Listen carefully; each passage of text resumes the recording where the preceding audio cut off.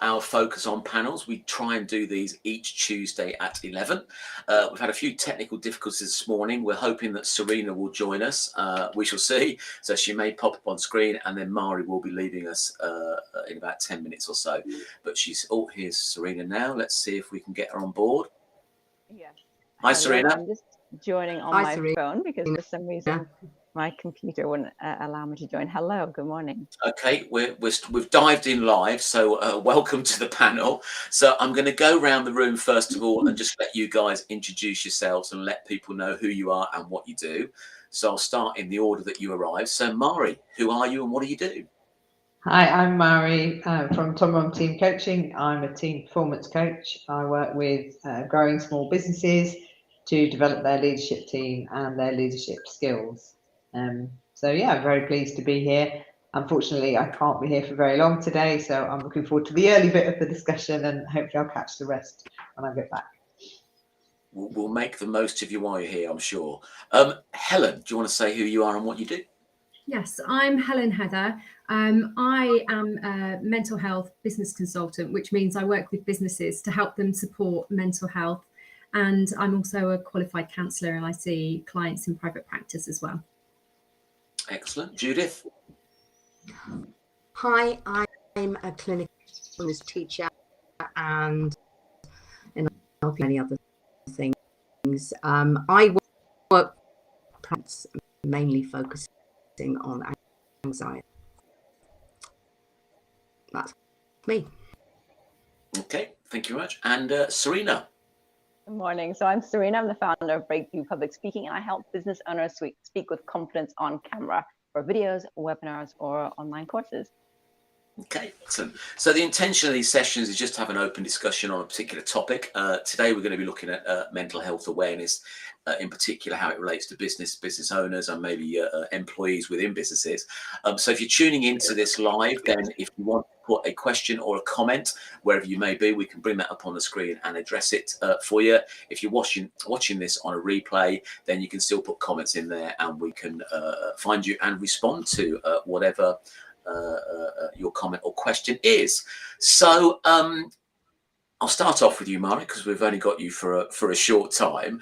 So I guess in the nature of what you're doing, you're working with teams and obviously getting stuck in as a coach in terms of working with them. Does mental health come into it? Is that something that you would spot in the nature of your work, and what sort of things would you do to deal with that situation? Well, that's an enormous question. Yeah, well, I've only got you for 10 minutes, so I'm going to make the most of it. You've only got me for 7 now. Okay, so I mean, yes, obviously there are issues that come up. There are 2 that come immediately to mind. One is burnout and stress, and overwork. That can be when you're going through a team coaching program, or if even if I'm coaching one-to-one, these are sometimes the things that you can see evidence of that.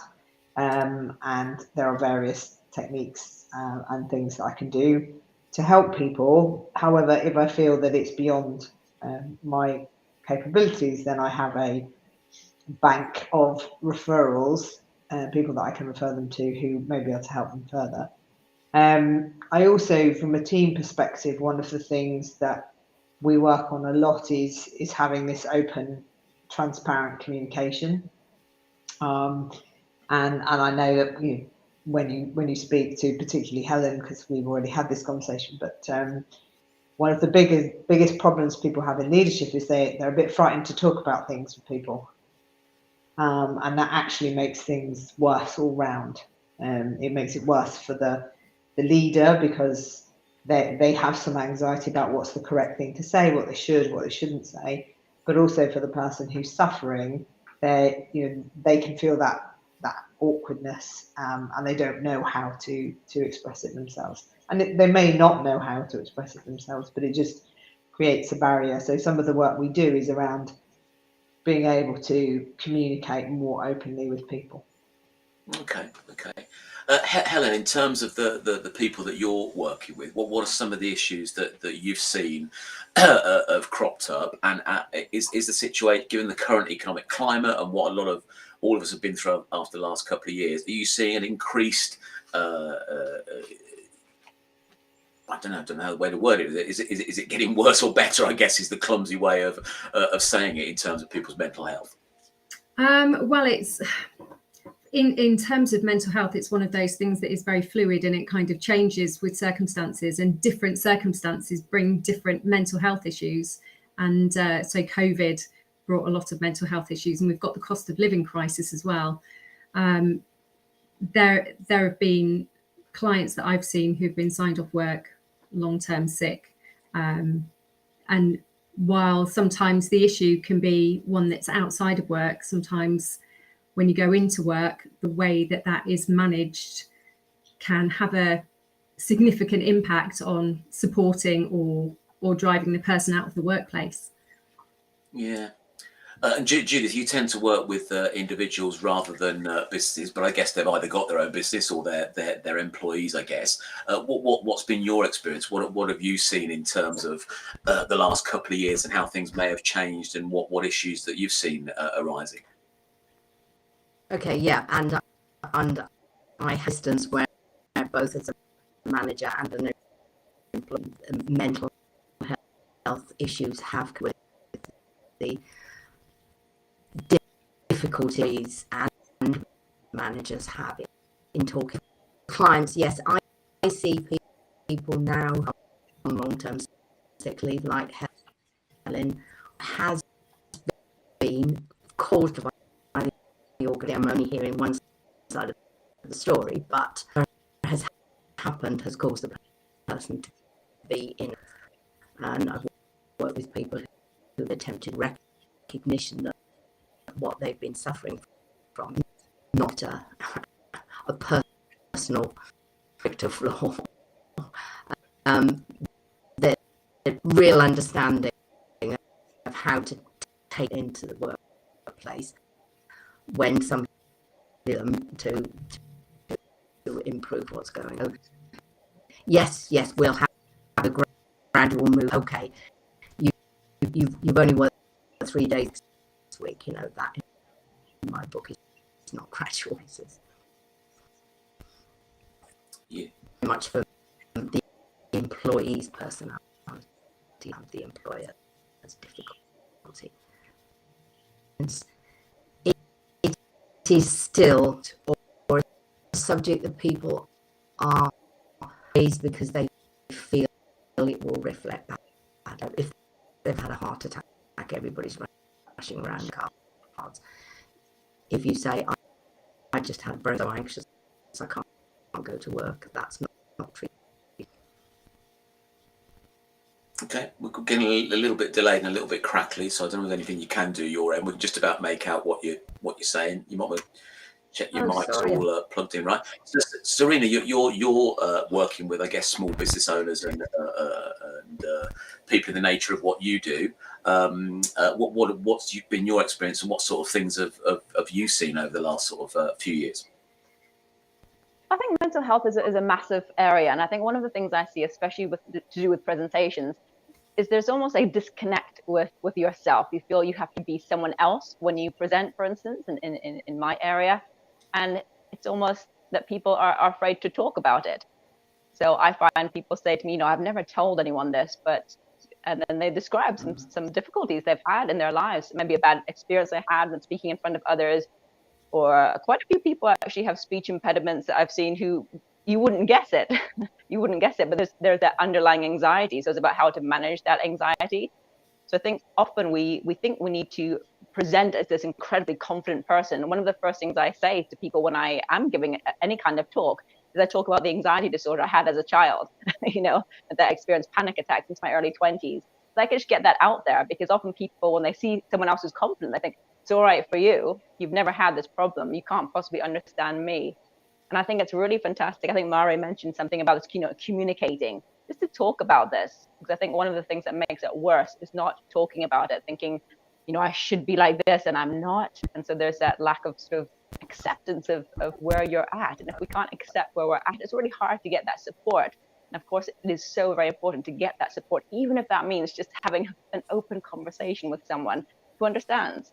So I think that it needs to start with, feeling safe, feeling okay to talk about your experiences with the right people, so that there can be some support and some feeling that things can progress. There are solutions here. There are things that you can do to help with your mental health, and that it doesn't need to have this sort of stigma about it, that there's something wrong with you, because if we're all honest, I think we can all say we've all experienced anxiety and different various emotions, depression from time to time, and that's okay. So I think it's the more you have conversations about it, the more it becomes a bit more normalized in the workplace and amongst small business owners as well. Yeah. So we'll just squeeze one last drop out of you, Mara, before you go quickly. Okay. So do you think that, given what we've all faced over the last sort of like couple of years and the ongoing uncertainty, do you think mental awareness is higher on the agenda now, but both personally with individuals and also in business? Absolutely, I think so. I don't think everyone's dealing with it particularly well. I think, and I meant from a professional point of view, I don't think staff are necessarily getting the support that they need, or it's being dealt with in the way that you would hope. And that is why certainly in business we do need more support and more understanding. But I definitely think it's become a bigger thing. Sorry, that's a terrible thing to say. There's greater awareness. Come on, Mara, you have better words than this. However, I think that's created some of this fear around how to tackle it in the same way. I had a conversation with a business owner yesterday when it's, can I say this? Can I ask this question? It's like, well, yes, you can, but you can't. You can't ask it in a leading way. You have to ask it in an open way and allow that person to tell you what they want to tell you. So, but I think it's definitely had a big impact, and particularly across more widely sport and the public, people in the public eye, and I think that's given a lot more exposure to the struggles that people face, and has normalized it, if that's the right word to use, and taken some of the stigma away. Okay. I've just noticed that we've had some comments in the chat. Yes, thank you, Mark. I think your work is done here. So thank you. I think we got the most out of you in the last 12 minutes. So enjoy the rest of your day. Okay, so thank you. So Helen, building on what Mari said, is in terms of your experience, and I guess it's why you're looking at approaching business and offering the services that you're offering, is that fear with managers or leaders, doing the wrong thing. So from that point of view, they don't do anything, or what would your view be on that? Well, I think there has been. I mean, each business is different in how it's run, and there is so much that depends on the approach of leadership and management. But there is so much awareness of mental health, but there hasn't necessarily been the guidance as to how to manage that in terms of taking practical steps. And one of the things Serena said actually that is really, really important is just keeping the lines of communication open, because that is so important. If someone feels that there is a stigma held against mental health issues and they're experiencing things that are having an impact on their mental health, it's going to make it that much more difficult to tell that person about what's going on for them in the workplace. It depends upon the views in the workplace as well, whether there is this perception that personal issues should be left outside the door and work issues are just focused on, because it's not quite that simple. A lot of people cannot cut off their emotions about what's going on outside, just as the same with work having an impact on their personal lives as well. So there does tend to be this fear about potentially making things worse. And I think there is also sometimes a tendency to feel that there is a responsibility to fix things. And actually, that's not necessarily what the role of the manager is, or the leaders in a business. It's about supporting. I mean, there may be things that they can do within a workplace to support their staff, but actually there is a limit to the responsibility that they should be taking on. And I think there is this tendency to feel that they need to fix things and they have to say the right thing that is like a silver bullet. And that's not necessarily the right way to go. So quite often it's about listening and being aware and supporting and just being there with a listening ear and offering that person any support, asking them what they might need. So more often than not, it's about asking and listening rather than telling and trying to fix. Yeah. Judith, you were nodding your head there. Let's see if your audio is any better. Yeah. So what I checked my audio. Can you... Yep. Is my audio better? Yeah, absolutely agree with the listening. People come to me, the first piece said, I've not said this to anybody else before. So listened, and then managers, employers were what to do to fix this, but I have to maybe kind of help or any kind of what's appropriate to them. I think the other, don't forget the big thing in the current environment as well. So you also be having issues. So if you've got an employee busy trying to keep their business after their own mental health, then to help employees or to even want to, it's one they're probably hiding. Yeah, you're still a little bit intimate, and I think we're just about getting you. So, Serena, you just Really building on. Do then. Just stand on one leg and face west. You'll be fine. Serena, building on what's been said and getting back to giving people, I guess, the space to open up. You sort of like mentioned part of your journey. So do you think, with you sharing what your experience and the anxiety that you suffered from historically, do you think that helps create a space for people to think, well, okay, Serena got through it, she's okay, and I feel comfortable now speaking about it? Is that something you found useful to share your experience? I do actually, yeah, I really do. And I have a lot of comments about that and positive feedback, because they say, I never would have guessed, especially if I was going to talk or something, like, I never would have guessed. You just seem completely confident, like you've always been like it. But we can think that about everyone that we see. And then that's when we can feel isolated. And I think it's really important to get the truth out there, because I could just do the talk and not mention that bit, but it's not what I want to do. And I do believe it's really important to be authentic within yourself. And that is my journey. 20 years ago, I was suffering really badly from panic attacks, like hyperventilating, and I didn't even know why. And that's a big thing. And I like to share it because I feel it does create an open space for people, and it gives them hope. That's what people have said to me after I've talked. They've said, you know what, if you can do this, then I feel that I could, because you understand this. And that's what I also like to bring into what I'm doing. In my coaching, it's about understanding. So I'm not saying, I'm an alien from outer space. I've never had any confidence problems, and I have no clue why you're anxious about public speaking. None at all. I mean, it just wouldn't resonate with the people that I'm working with. And even if they are, I do get a lot of people who are already confident speakers, but no one's just born completely confident. Even extroverts, even really confident people, there are things that make them feel nervous, including public speaking. So I think getting that out there and being honest with one another is really healthy. And I mean, I remember a time where one of my first jobs was a research assistant at the University of Bournemouth. I was asked to do a presentation, and the professor I was assisting said, you okay with presentations? I said, yeah, fine, because I wanted to be, and I didn't want to admit. And no one talked about being nervous, so I didn't want to be that person. And they said I did a great job, but to me it was a disaster, because minutes before the conference I was in tears, crying, and afterwards I was traumatized.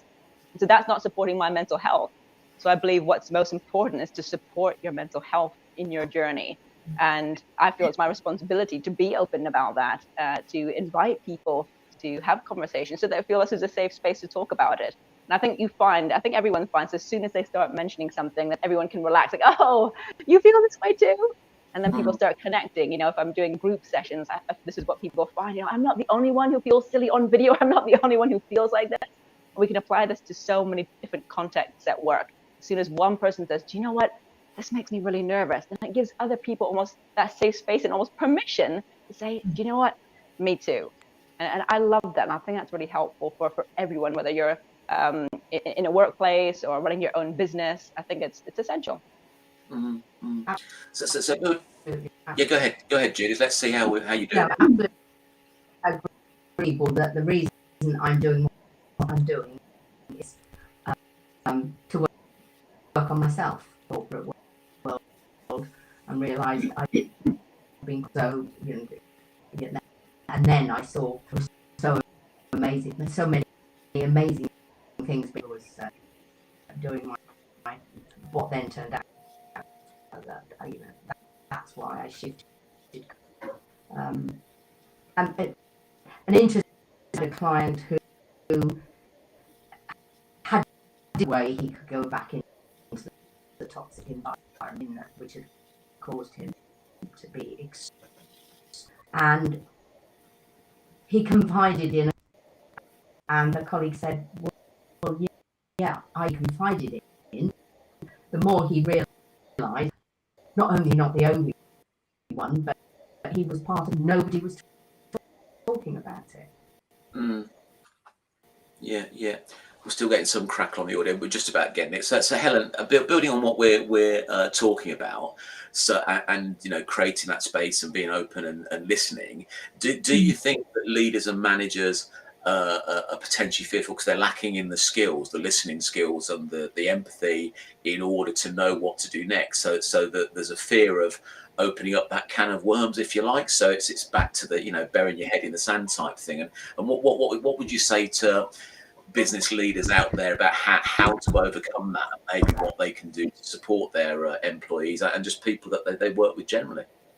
Yeah, well, I think there can be a fear, that sense of if I ask someone who perhaps is displaying signs that things aren't okay, if I ask them if they're okay, there's that sense of what will that mean in terms of the responsibility that I'm then taking on, and what will I be taking on from that person? So that there can be sometimes that sense of fear of what does that mean, but there can also be the perspective of the leaders or managers. They have their own roles to fulfill and their own roles in the business, and for some leaders their focus can be the bottom line. So it's about making mental health a part of every kind of tier in the hierarchy of a business, really, and having that awareness and being able to ask how someone is, not just as a greeting, but if they're displaying signs that perhaps things aren't okay, asking again. It doesn't have to mean you have to have an in-depth conversation there, but what that does is making an acknowledgement to the person concerned that actually you've noticed that things don't seem to be right. You can always make 10-15 minutes aside a bit later in the day, or ask somebody else who perhaps that person might trust to ask them. But it's about having the opportunity to speak and having the opportunity to be heard, and having the confidence to know how to manage that and make that a part of your work. Because as leaders and managers, there is responsibility for the welfare of staff and employees. And actually mental health is not just something that is a tick box exercise. It is something that makes practical, everyday positive, that has positive influences on your business and helps you to retain your staff. And so it works for everyone. And so it's about being aware of how you talk about mental health, the language that you use, being aware of the policies that you have in place regarding absence, regarding return to work. There are practical, positive steps that can be put in place that aren't massive, but actually can make a massive difference to the well-being of staff and the ethos of a company. Mm. I definitely think it's going to become more important, and I think, you know, there's I don't think we've probably reached the peak yet of you know, how people are going to be affected by this thing, and the hits keep on coming, don't they? It's like one thing after another, and I know certainly from my point of view, I think I've mentioned mentioned it on this before. Certainly during the lockdown period, you know, I found it quite difficult. You know, because we're all gregarious people, we like to be around people. I run working groups, so I'm used to being around people and showing off and doing what I do. And of course, that was taken away from it. And really, what saved me, I guess it is saved. It sounds like quite a harsh word, but we did this virtual pub each Friday, a group of us, and it was really something that I look forward to during the week, to know once it came to Friday, I was going to have a few drinks, you know, albeit still in my house and still cocooned in whatever room I was in. But and I think that really, in my view, not just that, networking in general. I think networking, if we just focus on that a minute, can a lot of people go networking with a bit of a facade on. You know, that they won't be their true person. It'll be like the elegant swan. You know, everything looks fine on the surface, but you know, your little legs are going like mad underneath to keep you afloat and keep you moving. And I mean, that's most businesses in my view. And then added to it with all the things that we've been through, then I think, you know, people are going to feel worse, if that's the right word. But I just think people are more open now and more honest about their feelings and what's going on for them. And I certainly know, in terms of the group I'm talking about, it brought us closer together. You know, being able to share, you know, the shitty days we were having, and also, you know, the good days we were having, and then just sort of being showing more empathy to other people as they were opening up about what was going on in their lives and how lockdown particularly was affecting them. So yeah, hopefully the people do have more space, and it is a heightened awareness of, you know, how this whole climate can affect people, and therefore, you know, just listening, talking, being open has got to, you know, help that that journey forward. But I think it needs professionals like you guys, you know, to be helping those people with their confidence, with their anxiety, with whatever's going on for them. So I'll give Judith one last try before we put on the naughty step forever. So what's some advice that you can give, Judith, to people that may be feeling anxious, or may be feeling depressed, or may be struggling at the moment? What are some top tips that you would give them? What should they do? Number one tip is what you've just said, and that is the hardest thing for people to admit, that they're not coping, and to admit. In terms of managers, perhaps the primary concern at the moment is financial things as well.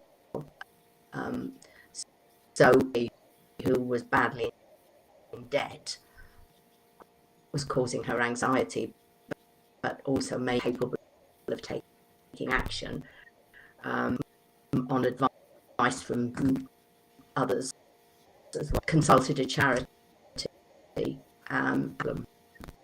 So, you know, it's now not top of her list. Personally, you're not happy to seek help, or you're not ready to. There's lots of to look at, but I would advise gather info.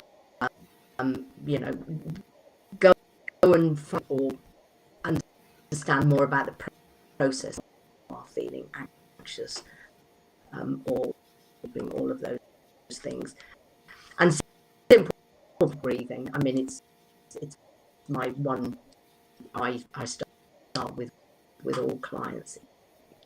If we are anxious and worried, activated, that causes all sorts. We can take control of it and serene panic attacks. You can attack if you can take control of your breathing. start with something simple, and I use that, you know, if I'm doing something, rushing around trying to do 10 things, and breathe. To talk to people, I offer, I'm free, half happy for that, not to be me saying specific techniques to help them. Okay, so Serena, For my same sound, question to you. Oh, apologising for my sound. I have no idea what's going. Yeah. That's all right. You're forgiven. But you never get invited back again. You Good. come in, you turn up at 10 o'clock and then start at 11, and then you spoil my meetings. It's outrageous. I'm going to need therapy from you after this. So, Serena, back to you. So same sort of question, really. Obviously, you've been on your journey. What supported you, and what recommendations would you give to people out there that maybe in a similar position to you, with the anxiety, with the panic attacks, with the uncertainty? What would you say to them? I think there's quite a lot to it. I really agree with what Judith was saying about the breath. So I've been meditating for over 20 years, and now I teach meditation for a charity, and it's something very close to my heart. I do feel if you change your state, in particular by working with the breath, you change a lot of your thoughts, in particular anxious thoughts. But I just did a video on it today about connecting with your heart, so getting out of your head and into your heart, because you can't really think your way out of anxiety, because anxiety is the problem of overthinking, and we can think and make ourselves worse. So, and often the solutions we tend to go to are things like thinking, I just need to think more about this, and it really makes it worse. So it's about sort of stopping the thinking and doing something healing like meditation. As I said, I've done that a lot, and it really helped. For a time, I also saw a therapist, which was great. There's a lot of misconceptions about therapy too, that it's all about, your mum and dad or your past, when in reality it's quite straightforward. It's quite straightforward about, what are you experiencing in your mind now, and how do we move forward from this? And I was actually surprised how straightforward the whole process actually was, and how helpful. So I think it's about being open to exploring new ideas, and different things work for different people. There's no one solution for everyone. Yeah. But for me, what helped was certainly a regular meditation practice that I've done over 20 years, and then a stint of therapy that really helped as well. And then just overall, just being my authentic self, being who I am, and not worrying so much about, everything else. And I think that's important, because in particular, when you get to presentation skills, if you feel you have to be this completely separate person, this professional being, of course, we all need to be professional, but it's also about being true to our values and our personality. So then I think when you do that, you start to support your own mental health as well, because you don't have this imposter syndrome. You don't feel like you're being two people, and it reduces feelings of isolation, because you're just being yourself. And then also, as Helen was saying, communicating and so on, we've all talked about that, and that's important. You gave a fantastic example, Paul, about what helps you. Sometimes it's something so simple, like meeting up with a group of friends on Zoom and having a beer. Sometimes we can think it's so complicated, but it isn't. And just that human connection. So I think for me, the most important thing was also about connection, not just the meditation or the therapy, but connecting with others around me. And communicating and having a support group of friends who you can just talk to, and knowing that you don't have to understand exactly what someone else is going through. It's just about, we've had a lot of words like empathy and listening going around.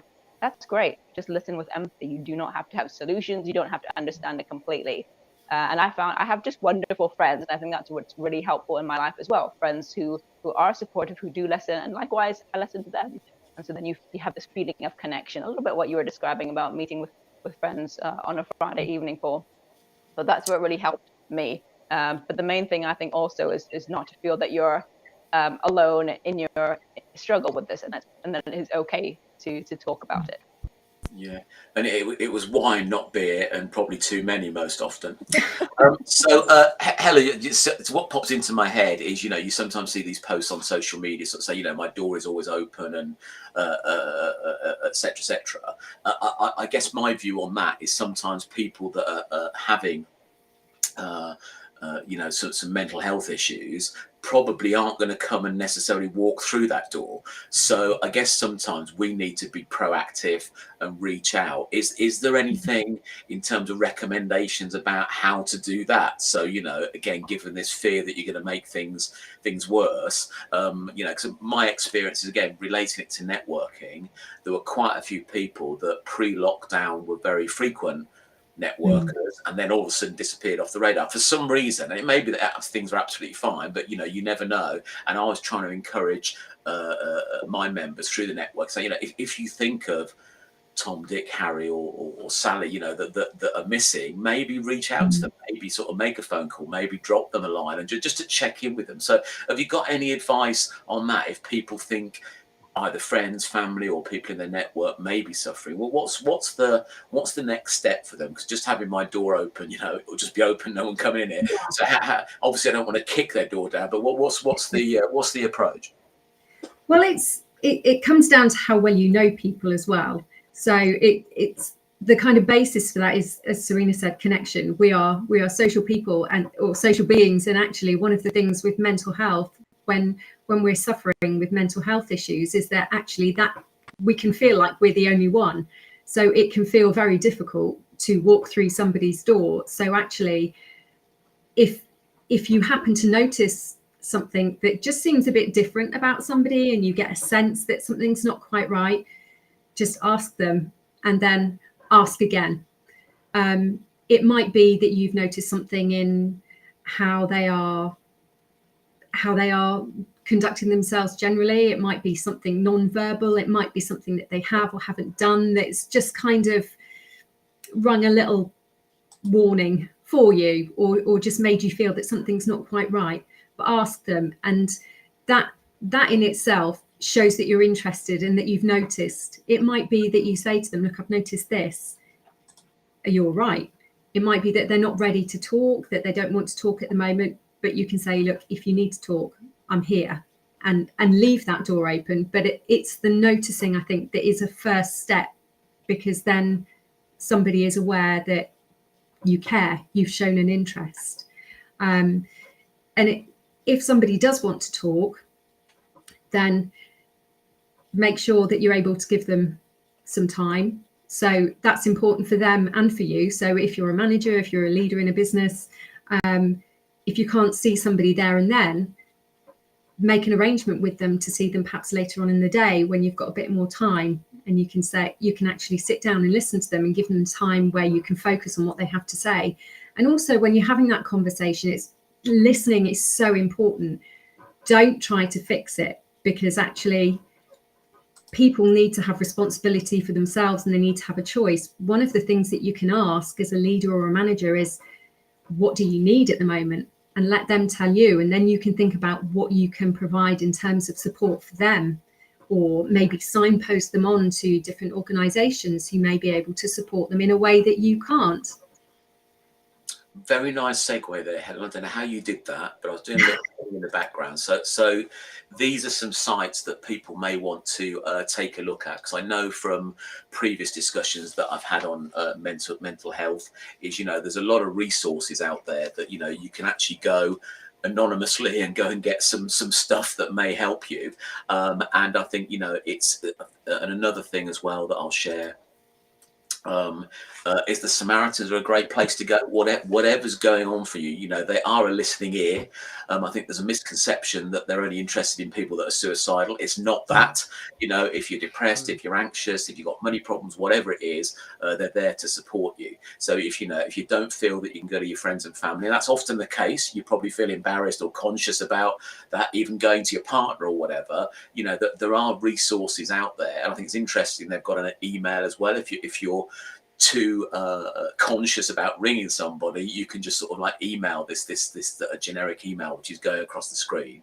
I'll put the websites back on there. Let's see if I can do that. Yeah, just so people have got them. So I think the important thing is if you're feeling mentally unstable or feel that you've got a mental health issue. There's nothing wrong with that. I think historically there has been a stigma. You know, I think people are more aware of it now. So don't bottle it up. I think that's probably the worst thing you do. Go and find an outlet to talk to somebody, whether it is family, whether it's an anonymous person, whether it's a colleague, whoever it is. I think you've just got to keep that dialogue going and that conversation happening. And like I say, there's organizations out there that can help with the sites that I'm sharing. There are other mental health charities that I'm sure are supportive and I'm sure are quite overwhelmed at the moment. But I think that, you know, don't lose sight of the power of friends and family and your colleagues, really. You know, it's been a useful resource, certainly for me, over the last couple of years and sort of kept me sane. So we'll wrap it up there. So thank you for your time today. If anybody's listened to this again on the replay, if you want to put some comments in the chat, we'll get back to you with any concerns that you've got. And yeah,